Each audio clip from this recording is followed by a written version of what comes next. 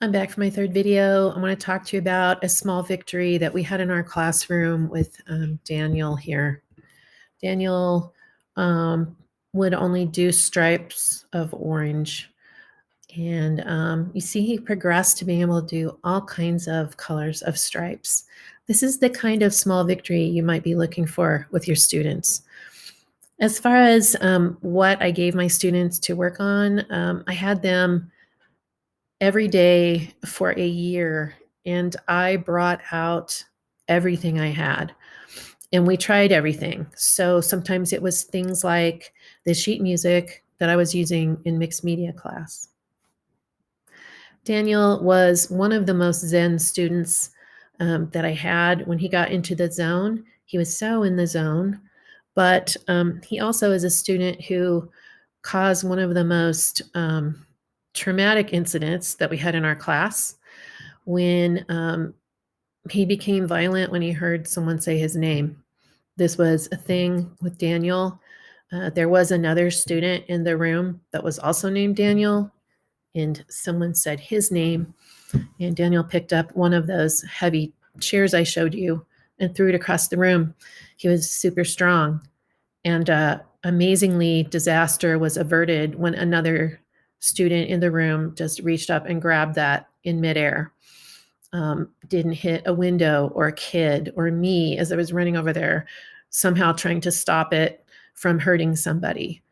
So it took me a while to get over that. I found out later that Daniel had thrown several chairs in the cafeteria before he came to my class. So really, that never should have happened. But sometimes those decisions do not get made the right way.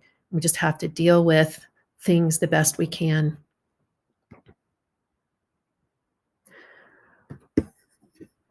This student was amazing. He worked with Mr. Ricardo. His name is Dominic. And he just loved this jack-o'-lantern that I brought in for still life drawing, and they had so much fun with it. Mr. Ricardo, what a saint of a guy, and how wonderful he was working with Dominic. Oh, he also took this poster off the wall every single day.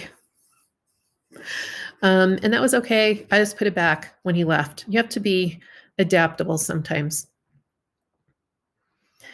You know, I pulled things from my teaching career, working with elementary students, working with middle school students, and other high school students. And so learning about the elements of art, this was something we did. And we had sketchbooks as well.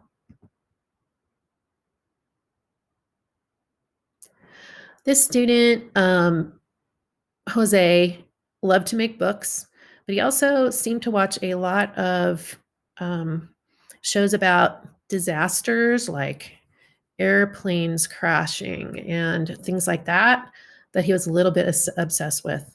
He loved all the materials. He was a prolific artist, and you can see some of his work here with recycled materials, with paper weaving, just drawing for fun and making books.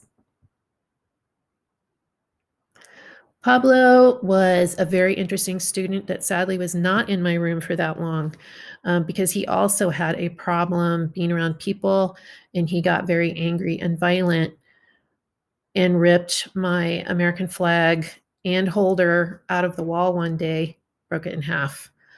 He didn't get to come back, and he luckily is now in a better school situation that hopefully is working for him. But he loved cartoons. He had all these cartoons in his head. And this is a wonderful mandala that he made with some of those cartoon characters. Altered books. I mean, On made several altered books. This one I submitted to the high school art show with no qualification of it being done by an autism center student, and it was admitted into that show. That was a wonderful moment for her and for me, and for the DPS high school art show. Sometimes when a student loves doing something, you just need to go with it. And Jasmine just is into bracelets. And so she would reluctantly, with help, try what we were looking at for the day. but then she would always revert to making bracelets, her favorite thing.